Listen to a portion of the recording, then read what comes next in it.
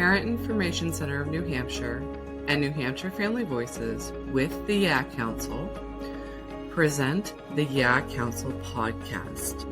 The YAC Council stands for Youth, for Education, Advocacy, and Healthcare. We're so excited you're joining us today. Welcome to our series on hiring support staff. In this series, we discuss how support staff can make a difference in a youth's life, the interviewing and hiring process. We have an episode called What Now, which discusses backup plans, and tips and tricks to keep the ball rolling. Welcome to episode 2, where we discuss the interviewing and hiring process. This episode had a lot of information in it, so we broke it into 2 parts. We begin with Keegan, who will discuss the PCA program, and then later on in part 2, we'll hear from Abby about the DSP hiring process. Let's get started. Hello, and welcome back to our podcast series on hiring support staff. My name is Ansley Peacock. I am here with a rock star member of our YAC Council, Keegan, and Abby will be joining us later. Today, we are talking about the interviewing process when it comes to hiring staff. Keegan's also going to give us a summary of our last podcast in case you missed it. So if you're interested in hi everyone, if you're interested in the previous podcast and haven't had a chance to see it, here is what was covered. We discussed the difference between PCA and DCSP. We then talked about, particularly on the PCA side, that you don't need a doctor to start the process. You can have area agency, or I believe you can call yourself. I'm pretty sure mine was through special medical services. So that was the first podcast, and today we'll be talking about how one goes about obtaining a PCA. So in the first podcast, we talked about how we start obtaining the service. This podcast, we're talking about how we obtain an employee. They're different. So, great. We have met with our LTS coordinator and supervisor. Just before this podcast really gets going and this episode really gets going, LTS coordinator is long-term support coordinator. I don't know if most of them are an RN, but mine is. If you hear the term PCA, ACE, or ACW, PCA is the name of the program, and it stands for Personal Care Assistant Program. Some people still, including myself sometimes, use the word PCA because it used to refer to our employees as personal care assistants. Now we've changed the term to be more dignified, to be attendant care workers or attendant care employees. So if you get anything from HR that says ACE or ACW, that's what they're talking about. So with that information in hand, let's continue with the podcast.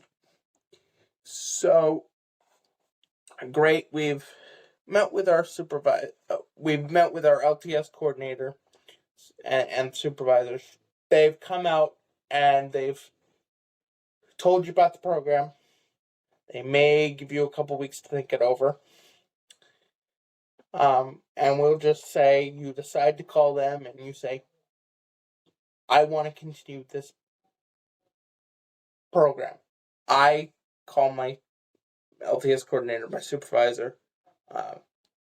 They're the same person. They'll come out. They'll hear you about what your needs are in relation to what they can have your PCA do for you on the Medicaid program. So, say, for example, I'm sitting down with her and I say, I need help with taking on and off shoes, right? And because it's based on a 40-hour work week model, no employee can work over 40 hours unless given permission. Let's say 15 minutes to get shoes on and off twice a day for 7 days a week. So the math on that is like roughly 2 hours. And so for that task, it's allotted like 2 hours a week. And then we go through the whole list and you get an aggregate total amount of time you can work with your PCAs. Mine is roughly around 42 hours a week. So after you sit down and have that conversation with her, you might be thinking, well, does this mean I have to abide right to the letter of these minutes and these rough estimates we're giving to your LTS coordinator? The answer is no. They expect it should be close. But sometimes things take longer, sometimes things take less time. Some activities are only due in certain cases, some activities you do every day. They expect that. So, say you sit down and you have that, great. Then your LTS coordinator, there's somebody above her. So she'll generate the report.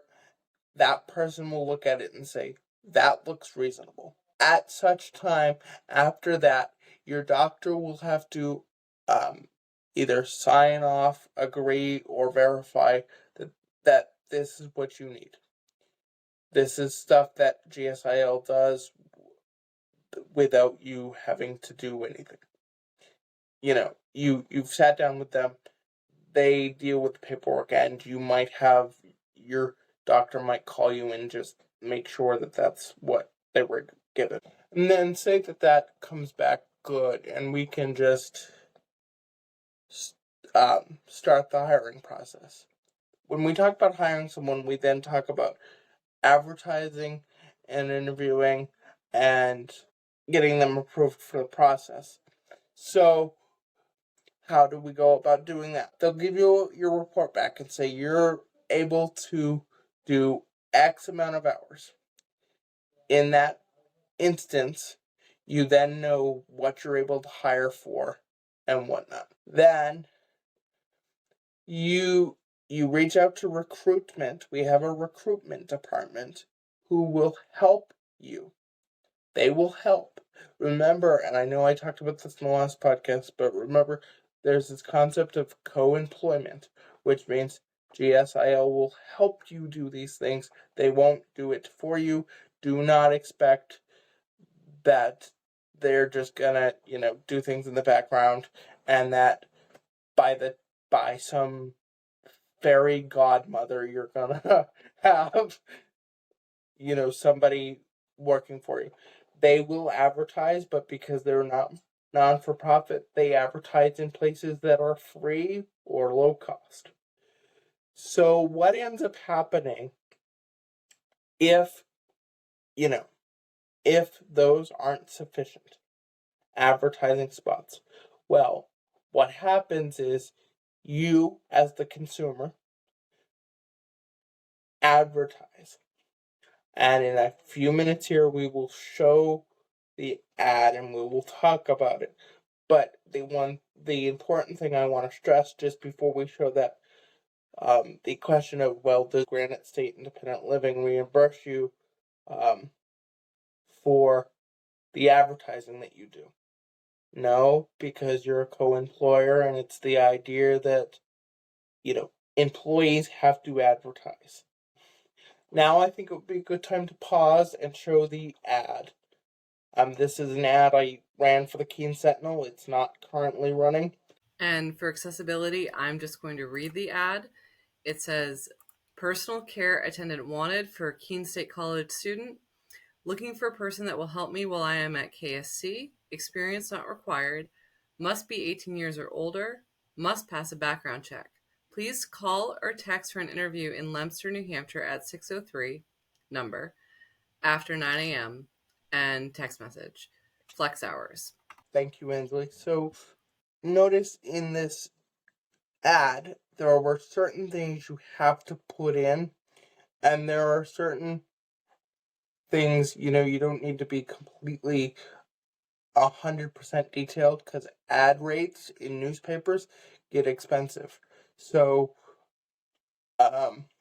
when you reach out to folks to advertise in the newspaper, they'll give you an idea of packages, and then you'll write what you want, or you might have it already pre-stored, and then you'll send it to them, and then they'll help you craft it so it fits within the parameters you set, and in the advertisement space that they give you, so it will fit, and run the ad.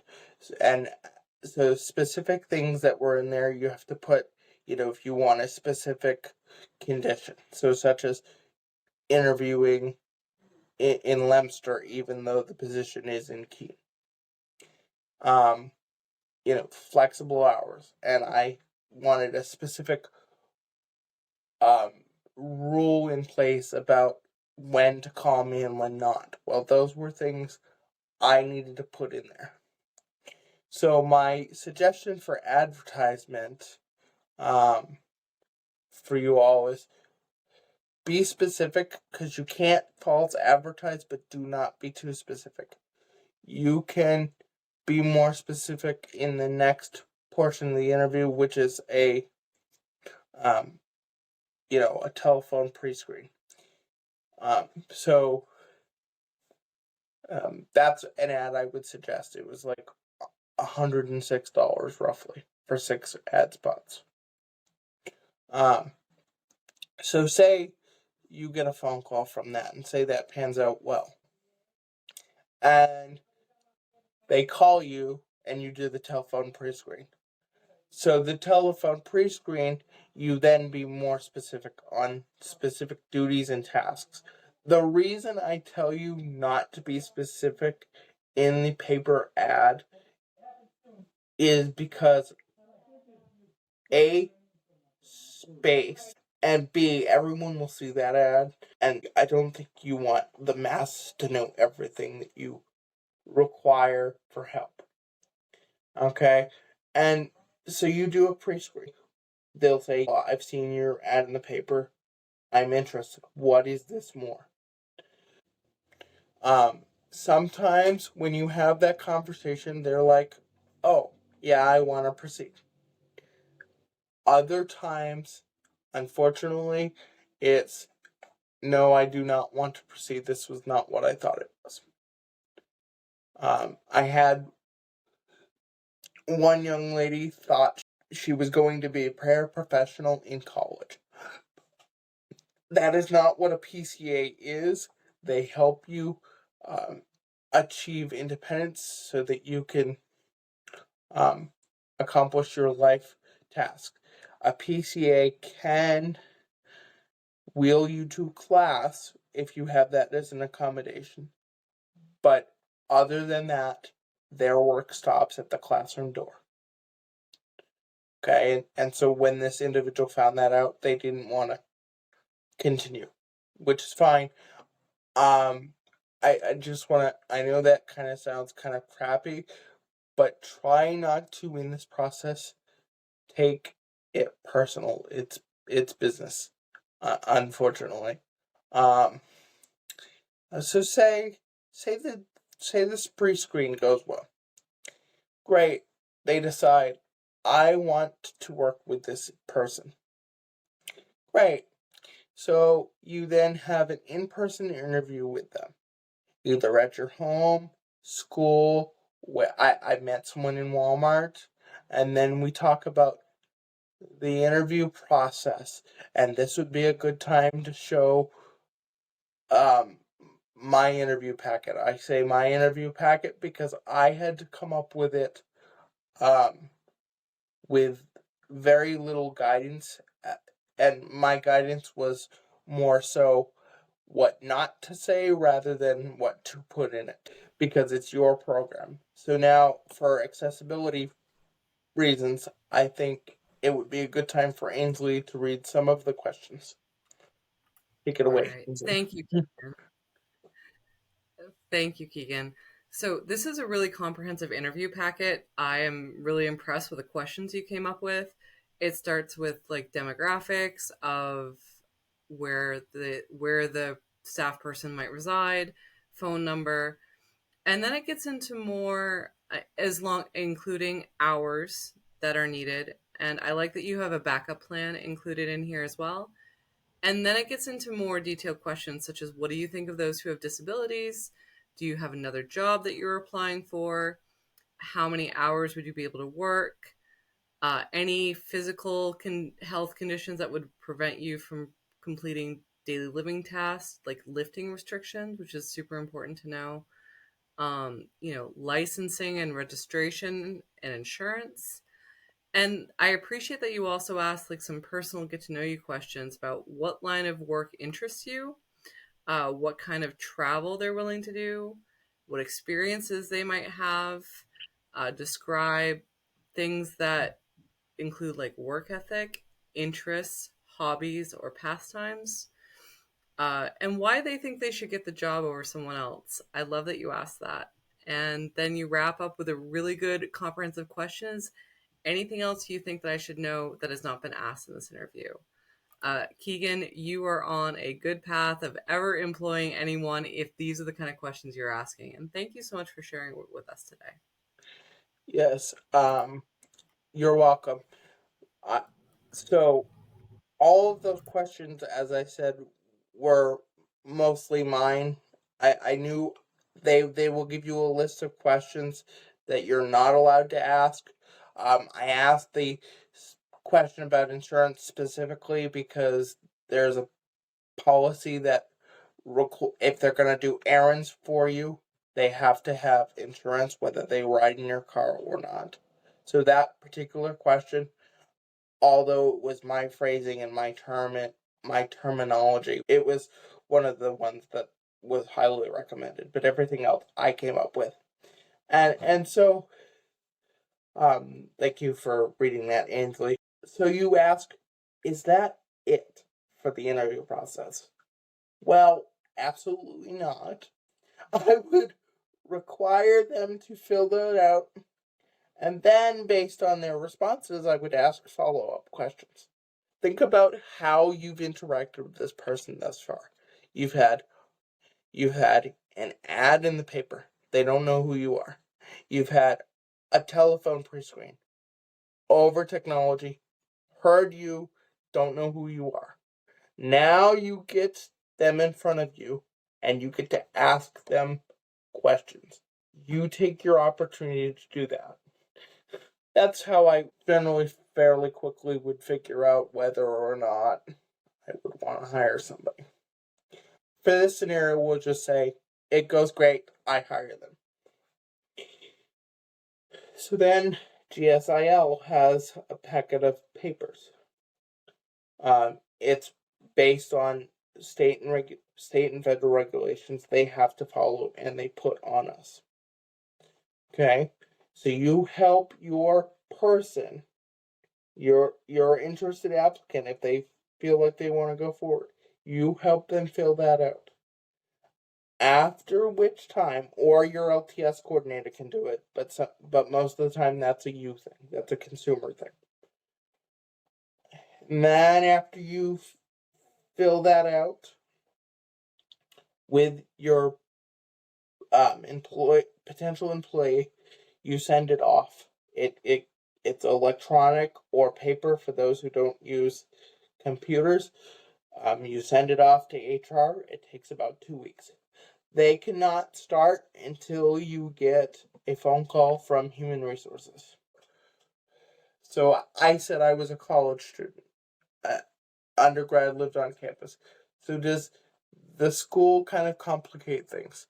Sometimes, but mostly it's due to student safety. It's nothing personal. So I went to Keene State, and For a little while, they didn't have a policy, but then they instituted one that said, we don't hire anyone with a criminal background check, which that's slightly different than GSIL's policy. GSIL does not hire anybody on the abuse records and no felons. But with the school's policy, it makes it a little more complicated because now we have GSIL's level and now we have this extra level. But the school can do that for you because they know that you need the services and they can't discriminate against you as an individual on campus if they've admitted you and let you do that. But they can put restrictions in place because you're inviting people they don't know onto their property. The other thing is, another tip, I've instituted this policy personally. Mistakes happen, issues happen. If you schedule an interview with somebody and it needs to be rescheduled and they don't call you the first time, they get one reschedule. If that happens again, or continues to happen, or they don't continue to follow the next steps, like complete the higher packet that we just talked about, then you start thinking about, you don't give them multiple chances to show up for an interview. You give them one, because I've done it where I've given 3 or 4 chances and been, burned. You give them one grace.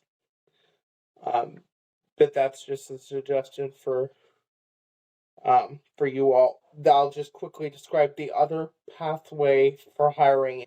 It's if GSIL comes to you with an applicant, because like I said, they have their own recruitment department.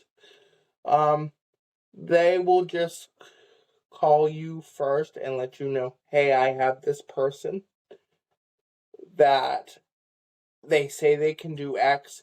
Call them, figure it out if you can make this work. You never have to tell the employee why you're not hiring them, but sometimes you have to tell the agency why you didn't hire an individual. So in the next podcast, we'll talk about the ups and downs of employees and how you manage it. And I think that's it for the day today. Thank you, Ainsley. Thank you so much for that wonderful overview of the process, Keegan. It is involved, and you've done a fantastic job walking us through step by step. I'm sure of some things you wish that you knew sooner in the process. So we so appreciate your time today and giving us the inside scoop. This process might sound a little involved, and while New Hampshire Family Voices or the Parent Information Center does not give legal advice, we can refer you to more information about the PCA program. If you'd like to ask Keegan any follow-up questions, you can also email us at nh@nhfv.org. You can also find a link to that in our show notes. Thank you so much for joining us today. Next time, as Keegan said, we'll be talking about the ups and downs and some tips and tricks of navigating this. See you next time, and thanks. Bye. Thank you for joining us today. Stay tuned for part 2 of episode 2, where we get to talk to Abby about the interviewing and hiring process of a direct support professional, or DSP. Our music can be found on Pixabay. The recording artist is called Bo Gleason, and the track is called Picture the Sky. Special thanks once again to the Parent Information Center and New Hampshire Family Voices for their continued support of the YA Council, the advocacy and hard work being done by the youth there, and this podcast series. See you next time.